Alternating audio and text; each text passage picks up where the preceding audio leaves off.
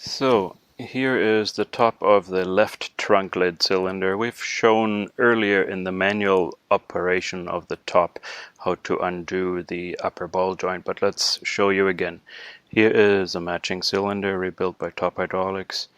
It's easily recognized by the green wiper that is added. It's an extra feature to keeping dirt out of the mechanism, out of all the seals of the cylinder. Anyway, because we make things better than new inside. Anyway, here is how the ball joint is removed from the ball. We stick a small flat screwdriver into the back of this clip and walk it down the back a little bit, and it stays spread. If we walk it down about 1/8 of an inch, once this clip is spread, it is easy to pull it off the ball joint. So let me demonstrate. I'll put the screwdriver in here, walk the clip down, and now we can simply separate the ball joint from the ball. Next step is retract the shaft. That way we pump remaining fluid from the shaft back into the pump. We want to be careful with this shaft, avoid what I just did, slamming into this frame member. If you slam too hard, you get dents on the shaft. If dents are too deep, dents or scratches are too deep, let's put it this way, Top Hydraulics never charges for damage that we can massage and polish out. But if you have damage on the shaft that is too deep to polish out, then we have to replace the shaft and charge extra for that. We make brand new shafts that are hardened and polished and exceed Infiniti specifications, but it costs money to make those and we would have to charge extra. So avoid damaging your shafts. Now, the lower mounting of the cylinder is a similar ball joint. It's kind of hard to film because space is tight down there. So in the similar fashion, we walk the clip off the center of the ball joint and simply pull the ball joint of the ball on the bottom.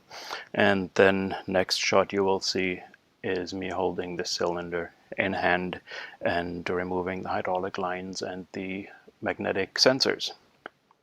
Okay, here I'm holding the left trunk lid cylinder. We have undone one zip tie where these hoses were all tied together.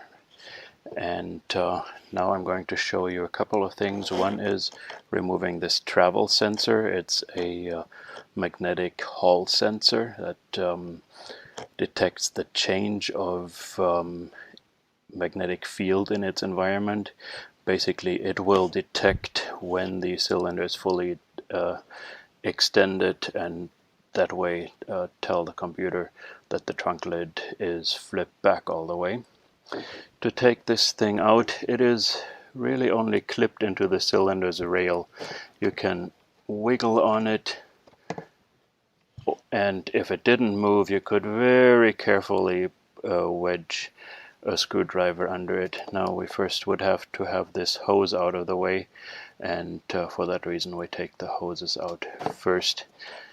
The way the hoses are mounted is with stainless steel clips that slide in this rail. Those clips need to be pried loose a little bit first. You don't want to distort them much. If you're lucky, then you can get a sharp screwdriver right between the hydraulic line fitting and the clip. There may be a little gap. If there isn't, then you have to tap a little bit. I like to use a slightly bigger screwdriver for this, for the first loosening action. Let's see if this one is too wide. No, it's perfect. If I was to now tap on this without pushing onto the rounded part of the clip, if I was to tap and wiggle and so forth, then I could get this clip loose. And let's see how things go over here. You do not want to lever over this sensor. That's why it would have been nice to remove it first. If you have a hard time getting this clip out first, then you need to undo this zip tie so that this hose can be swiveled around. But I will try some more here. I'll give it another tap. It's kind of hard to tap while staying out of the way of the camera. Ah, there it moved. Did you see that, folks? I just pushed down hard into this corner and pushed forward, and the clip did move. So here we go. Now we can push the clip far enough out of the way for us to pull the hose out. Here's the hose fitting, and with this hose out, now we can wiggle on the sensor and pull it straight out. It's a lot easier in person when you don't have a camera in the way. So there it is. There's the upper hose number 31, the lower hose number 32 down here. Let's see if we have better luck removing this clip. Yes, our small screwdriver prying tool fits in here, and I can simply push this clip out of the way, pull out the hose, and install the new cylinder. So next shot will be me installing the new cylinder. Okay, so here I have the new cylinder from Top Hydraulics, and let me just explain for a moment what we do. We take these things apart completely, meaning they get machined open, and we put new CNC machined inserts in the bottom and the top that house our seals.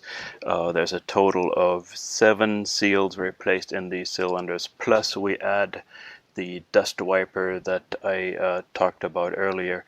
Plus our seals are made of Viton. They do not, practically don't decay with time. Viton, as many of you may know, is a material with almost limitless shelf life, and it is much more heat resistant than the regular HPU or polyurethane used by the manufacturer of these cylinders. And I may have mentioned it before. I have my theory why they're using a material that fails after 10 years. Anyway, our cylinders should be good for 30 to 50 years under normal circumstances. Having said this, we always ship these cylinders with O-rings that go on the hydraulic hose fitting. There's 2 O-rings that we ship per cylinder, plus a spare in case you lose an O-ring. The way you install them, let me get one out of my hand. I still have one here. The way you install these O-rings is you put the O-ring on the hydraulic line fitting first. Then you push the fitting into the cylinder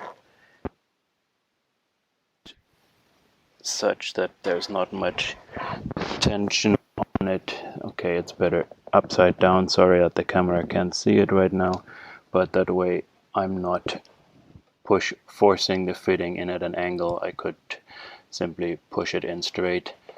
Next, I'll get the clip off the old cylinder. I should have put it on here already. Put the stainless steel clip in here, clip it into place so that the hose cannot come out again. Then next we put our travel sensor back on here, and then hose number 31 on top.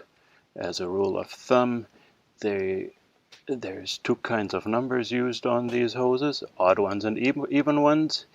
The odd number, such as 31 here, is always at the shaft end of the cylinder. So I will put the O-ring on this fitting already, and insert the fitting straight into the cylinder. Hard to see without having my head between the fitting and the camera. So I'll turn this around and just ease the fitting in here. and then I get my clips and fasten the hoses, so I'll be right back for that.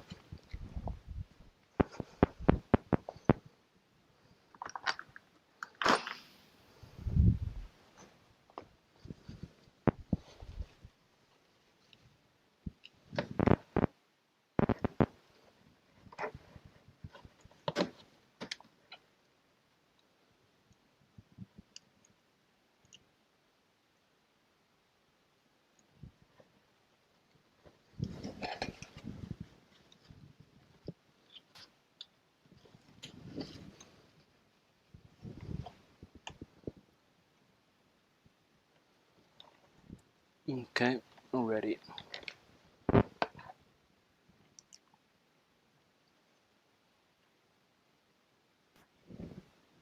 Okay, so here is the cylinder with the clips in place that I should have put in the first place. I just push these clips in all the way. Number one in place, and number two, pushing it in there. We have everything back in place. Last thing to do is put a zip tie around here again, then pull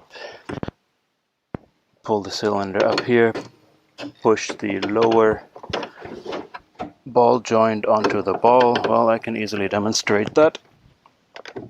Click, and the snap ring, the circlip, is already back in place.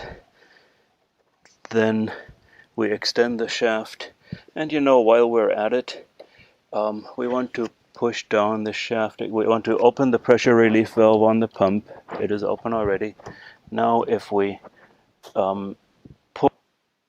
extend and retract the shaft several times, we will push all the air out of the cylinder and the hose, and basically prime the system that way. The hydraulic system is self-venting, meaning all you have to do is keep enough fluid in the pump, and ultimately whatever air was in the cylinder and the hoses will up in the pump's reservoir.